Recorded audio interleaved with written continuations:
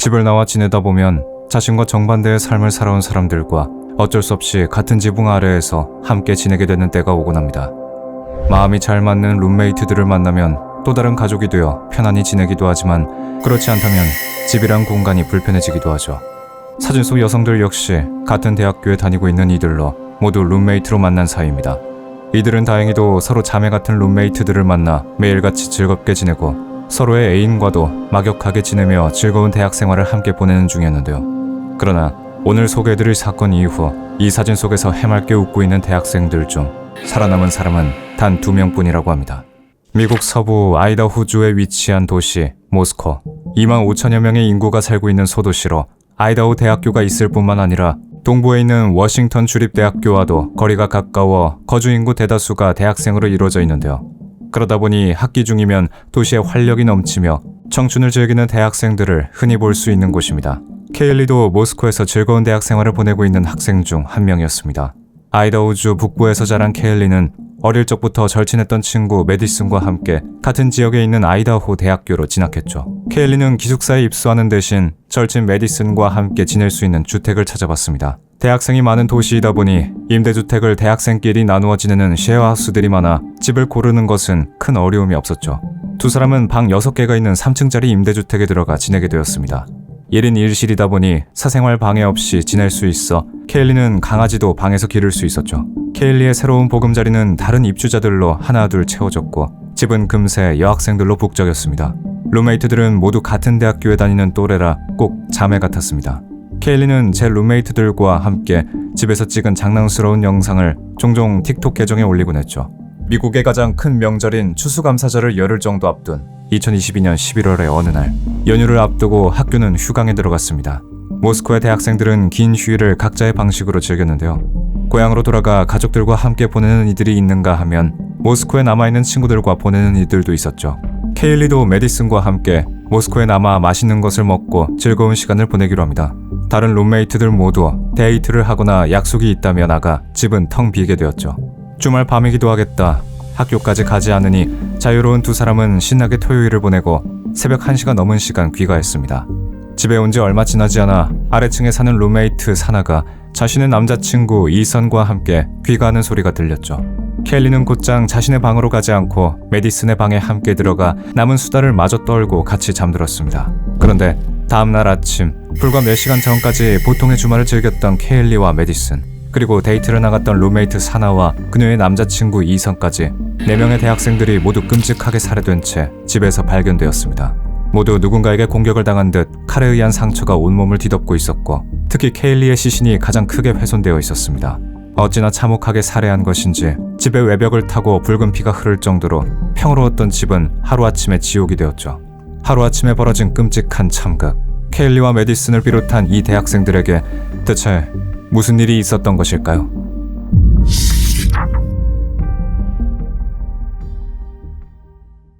미국의 작은 도시 모스코에서 끔찍한 일이 벌어졌다는 연락을 받고 저는 급하게 사건 현장으로 향했습니다. 가장 먼저 범행의 유형을 파악하기 위해 피해자들을 조사해보았지만 케일리를 포함한 다른 피해자의 시신에서 성폭행 흔적이나 독극물 등은 발견되지 않았는데요. 시신에서 발견한 흉기의 자국을 보니 범행에 쓰인 것은 영화 람보에서 나왔던 군사용 대검인 카바로 추정했으나 현장에서 범행 도구는 발견되지 않았고, 대신 케일리와 메디슨의 시신이 발견된 방에 떨어져 있던 칼집을 찾았습니다. 경찰은 바로 칼집에 남은 DNA를 채취해 검사를 진행했지만 범인은 전과 기록이 없는 것인지 경찰에 등록된 DNA가 없어 신원 확인이 어려웠습니다. 목격자도 없고 범인은 그야말로 증발한 것 같았는데요. 이를 해결하기 위해 FBI 요원도 무려 50명이나 투입될 정도였죠. 현장 파악이 끝난 후 피해자들에게 원한 관계가 있을 법한 주변 인물들을 알아보았습니다. 특히 시신 훼손 정도가 아주 심한 케일리의 주변을 집중적으로 확인했죠. 그뿐만 아니라 사건이 일어나기 전 케일리는 평소 누군가 자기를 스토킹하는 것 같다는 얘기를 주변 사람들에게 자주 털어놓았다는 증언을 확보하기도 했습니다. 사건 발생 2시간 전 케일리가 메디슨과 함께 케일리의 전 남자친구인 잭에게 7차례 번갈아가며 전화를 건 것을 확인했으나 두 사람은 단순히 술을 마시고 옛 연인에게 전화한 것이고, 잭은 사건과 아무런 관계가 없는 게 확인돼 용의선상에서 금방 제외됐습니다. 사건은 그렇게 미궁 속으로 빠지는 것처럼 보였는데요. 그런데 부검 결과를 보니 조금 다른 정황이 드러났습니다. 범행 추정 시간은 새벽 4시에서 4시 반 사이로 보이는데 경찰에 처음 신고가 들어온 시간은 오전 11시 58분경, 사건이 발생한 지 거의 8시간이나 지난 시간인데요. 신고자는 다름 아닌 같은 집에서 거주하고 있고 사건 발생 당시에도 1층에서 잠을 자고 있었던 케일리의 또 다른 룸메이트 딜런과 베탄이라는 학생들이었습니다. 모두의 의심은 자연스레 두 학생에게로 향했죠. 한 집에서 4명의 대학생이 갑자기 살해됐는데 범행이 일어났던 중엔 다른 대학생들이 같은 집에 있었고 사건이 발생한 지 8시간 가까이 지나고 나서야 경찰에 신고했다는 것은 어딘가 미심쩍은 구석이 있는 일임이 분명했습니다. 저는 딜런과 베타니를 만나기 전 경찰들이 출동 당시 찍었던 현장 사진들을 먼저 살폈습니다.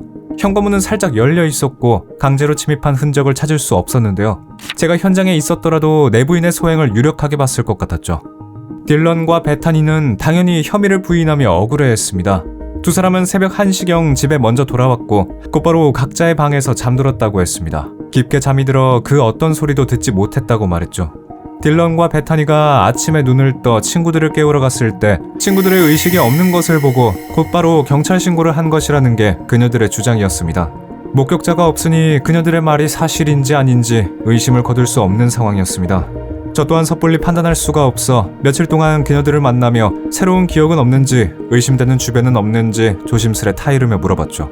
그렇게 진술조사를 이어간 지 며칠째가 되던 날 딜런이 갑자기 말을 바꾸기 시작했습니다. 사건이 일어났던 새벽, 사실 자신은 1층이 아닌 사나와 이선이 살해된 2층에서 자고 있었으며 집에 들어온 수상한 사람을 봤다는 것입니다. 저는 딜런에게 자세한 그날의 목격담을 듣기 위해 몸을 떠는 그녀를 달랜 후 그날의 숨겨진 이야기를 들을 수 있었습니다. 딜런은 피해자들과 마찬가지로 토요일 외출을 한 뒤 새벽 1시쯤 집으로 돌아와 자신의 2층 방에서 잠을 자고 있었는데요. 3층에서 무슨 소리가 나 잠에서 깼다고 합니다. 케일리가 방에서 강아지를 키우고 있어 처음엔 케일리가 강아지와 놀고 있는 것이라 생각해 대수롭지 않게 여겼죠. 다시 잠에 들려는 찰나 또다시 수상한 목소리가 작게 들렸다는데요. 누군가 여기 있어. 딜런은 문을 열고 나가 방 밖을 살폈지만 아무것도 없어서 다시 돌아왔습니다. 그러고 얼마 지나지 않아 사나의 방에서 흐느끼는 듯한 목소리가 들리더니 내가 도와줄게 하는 남자의 목소리에 딜런은 또다시 일어나 방문으로 나갔습니다. 하지만 역시나 아무것도 보이지 않아서 다시 들어왔는데요. 이번엔 갑자기 쿵 하는 소리와 개 짖는 소리가 들려 딜런은 세 번째로 문을 열고 나갔고 그 순간 검은 옷에 검은 스키 마스크를 쓴 정체불명의 남자가 자신을 향해 걸어오고 있었다고 합니다. 너무 놀란 딜런은 그 자리에서 그대로 얼어버릴 수밖에 없었죠. 그런데 검은 사나이는 딜런을 못 본 것인지 아님 보고도 무시를 한 것인지 딜런을 그대로 지나쳐 2층의 슬라이딩 도어를 열고 집 밖으로 나갔다는 겁니다. 물론 딜런이 수상한 남자가 집에 침입했다고 곧바로 경찰 신고를 했다면 지금과는 다른 방향으로 사건이 전개됐겠지만 그녀는 자신이 본 것이 무엇이고 정체불명의 소리들이 무엇인지 파악하기도 전에 자신의 방으로 들어와 문을 걸어 잠근 채 두려운 새벽을 보낸 후 아침이 돼서야 모든 상황을 확인할 수 있었던 거죠.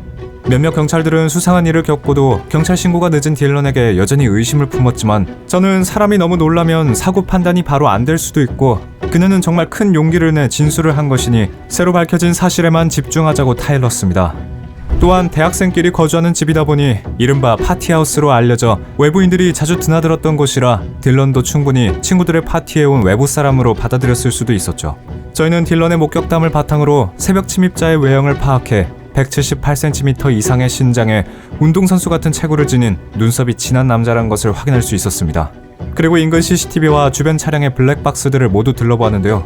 그 결과 인근 주민의 소유가 아닌 처음 보는 하얀색 차량이 사건 발생 시간 전후로 피해자의 집 근처를 맴도는 장면을 포착했습니다.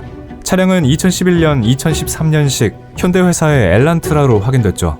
범인을 특정할 수 있는 중요한 증거라 생각되어 저는 해당 정보를 공개해 시민들의 제보를 받자고 제안했고 공개 후 수많은 제보가 쏟아졌습니다.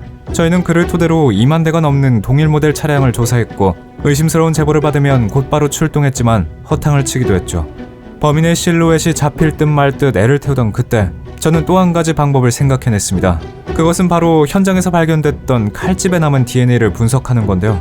물론 경찰이 갖고 있는 DNA 데이터가 없었지만 다른 방법으로 접근하면 알 수도 있겠다 싶었죠. 바로 유전자 계보를 분석하는 방식으로요. 미국에는 자신의 유전자 정보를 제공하면 먼 조상이나 혈통을 분석해주는 서비스가 있는데 이를 이용해서 DNA가 등록된 법인의 다른 가족들을 찾아 역추적을 해나갔습니다. 유전자 계보 분석 결과 코버거라는 가문의 DNA 것으로 확인했는데요. 저희는 현대 엘란트라를 소유한 코버거 가문의 사람을 찾으며 수사망을 좁혀갔고 부진했던 수사는 급물살을 타기 시작했죠. 그리고 마침내 사건 당일 47일 만에 아이다호주에서 약 4,000km 떨어진 펜실베니아주에서 범인 브라이언 크리스토퍼 코버거라는 남자를 검거하는 데 성공합니다. 유력 용의자로 브라이언이 지목된 이후 범행 정황에 관련된 증거들이 쏟아져 나오기 시작했습니다. 사건 당일 브라이언의 통신 기록을 추적한 결과 사건 발생 2시간 전 그가 집에서 나올 때 핸드폰 통신이 끊겨 있다가 사건 발생 후 다시 통신이 연결된 정황을 찾을 수 있었죠. 게다가 브라이언이 사건이 발생하기 몇 주 전부터 12차례나 피해자들의 집 근처에서 핸드폰을 사용한 통신 기록을 확인하곤 놀라움을 감출 수 없었습니다. 브라이언은 워싱턴 주립대학교에서 대학원 공부를 하며 조교 역할도 하고 있었는데요. 워싱턴주 풀먼에 있는 워싱턴 주립대학교는 피해자들이 다녔던 아이다호 대학교와 차로 10분도 걸리지 않을 만큼 가까운 곳에 있어 평상시 학교끼리 교류가 잦은 곳이었습니다. 교류차 아이다호 대학교를 방문한 브라이언이 피해자들의 집 근처에서 우연히 휴대폰 사용 기록이 잡힌 게 아닌가 생각할 수도 있지만 브라이언이 아이다호 대학교에서 수업을 듣거나 세미나에 참여한 기록은 전무했기 때문에 그가 여러 차례 피해자들 주변을 맴돈 것은 의도가 있다고 볼 수밖에 없었습니다. 브라이언은 사건 당일 오전 2시 47분경 핸드폰을 끄고 모스코로 넘어가 자동차로 피해자들의 집 근처를 3회 정도 배회하고 오전 4시 4분경 주차를 한 후 집 뒤편을 통해 집 안으로 들어갔습니다. 피해자들의 집 외관은 특이점이 있었는데요. 조금 비탈진 곳에 있어 집의 정면엔 1층으로 들어가는 현관문이 있지만 집의 뒤편에는 2층으로 바로 들어갈 수 있는 구조로 되어 있었습니다. 게다가 2층 출입문은 슬라이딩 도어라 자물쇠를 잠그지 않았다면 아주 쉽게 열리는 문이었죠. 브라이언은 집 뒤편으로 가 2층 슬라이딩 도어를 열고 3층으로 올라갔습니다. 그리고 한 방에서 자고 있던 케일리와 메디슨을 무참히 살해한 것이죠. 이후 2층으로 내려가 사나와 이선을 살해했는데 사나가 새벽 4시경 배달 음식을 받고 4시 12분경 틱톡에 접속한 기록이 확인된 것으로 보아 적어도 사나는 브라이언과 맞닥뜨렸을 당시 잠에서 깨어 있었다는 걸 알 수 있었습니다. 어쩌면 딜런이 들었던 누군가 여기 있어라는 속삭임이 잠을 자지 않고 핸드폰을 보던 사나가 인기척을 느끼고 남자친구인 이선에게 속삭인 것은 아닐까 추측돼 많은 이들이 안타까워했죠. 브라이언은 피해자들의 집에 도착한 지 20분 만에 모든 범행을 마친 후 오전 4시 20분경 차를 타고 사건 현장을 빠져나갔는데요. 차가 들어오고 나가는 모든 모습이 이웃집 현관 CCTV에 찍혀 차량 모델을 특정할 수 있었던 것입니다. 브라이언의 휴대폰 통신 기록이 다시 잡힌 것은 오전 4시 48분경으로 아이다호주를 벗어나기 전 고속도로 근처에서 데이터를 연결한 것으로 확인됐고 몇 시간 후 브라이언의 집 근처에서도 휴대폰 사용 기록을 발견하죠. 브라이언은 수사가 진행되는 동안 학교에 출석해 수업을 듣고 시험지를 채점하는 등 끔찍한 범행을 저지르고도 태연하게 일상생활에 복귀했는데요. 피해자들에 대한 죄책감은 눈을 씻고 봐도 찾을 수 없었습니다. 그는 그렇게 뻔뻔하게 일상을 보내다가 연말 연휴를 앞두고 대륙을 가로질러 고향 펜실베니아주에 도착해 몸을 숨겼던 것입니다. 저희는 나흘가량 브라이언의 펜실베니아 집 근처에서 잠복한 후 집 밖에 있는 쓰레기통을 뒤져 DNA 채취에 성공했고 칼집에서 나온 DNA와 일치하는 것을 확인했습니다. 확증을 찾고 나서야 곧바로 체포에 나선 것이죠. 그렇게 47일 동안 경찰의 눈을 피해 다니던 브라이언은 1급 살인 4건과 강도 1건의 혐의로 기소되었습니다. 저희가 브라이언을 조사하며 가장 충격을 받았던 일이 있었습니다. 그가 워싱턴 주립대학교에서 무려 범죄학 박사과정 중에 있는 대학원생이었다는 점입니다. 그는 대학에서 범죄심리학을 공부한 뒤 형사사법학 석사과정을 마치고 지금의 학교에서 범죄학 박사과정을 밟고 있는 범죄 전문가였던 거죠. 레딧이라는 대형 커뮤니티에 범죄 경력이 있는 유저들을 상대로 설문조사 글을 올린 것도 대학원 연구의 일환이었습니다. 브라이언은 범행 장소를 오갔던 차를 깨끗하게 청소하고 수술용 장갑을 여러 번 끼는 등 자신의 흔적을 남기지 않으려 조심했다고 합니다. 그의 말에 따르면 한치의 부분도 놓치지 않았다고 하는데 범죄에 박학다식한 전문가이기에 완벽 범죄에 가까운 치밀한 범행을 저지를 수 있었던 거죠. 그런데 저희는 검거 보름 전 브라이언이 인디애나주에서 교통단속에 걸렸던 사실을 뒤늦게 확인했는데요. 브라이언은 아버지와 함께 자유여행을 가던 중이었고 그를 못 알아본 경찰에 의해 그대로 풀려났다는 당시의 결론에 허무함을 감출 수 없었습니다.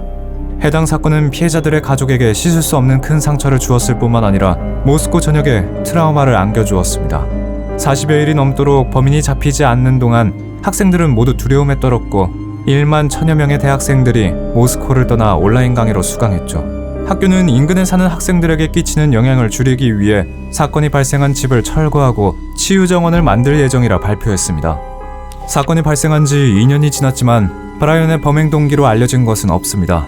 그가 변론에서조차 침묵을 선택해 왜 12차례나 피해자들 근처를 서성거렸는지, 4명의 청춘이 어째서 말도 안 되게 그의 손에 목숨을 잃어야 했는지 그 이유에 대해 아무도 알 수 없는 상황이죠. 검사는 브라이언의 범행을 사악하고 극악무도하고 인간의 생명을 완전히 무시한 것이라며 사형을 구형했습니다. 브라이언의 변호인 측은 사형은 안 된다고 주장하고 있는데요. 브라이언에 대한 첫 배심원 재판은 2025년 8월에 열릴 예정이라고 합니다.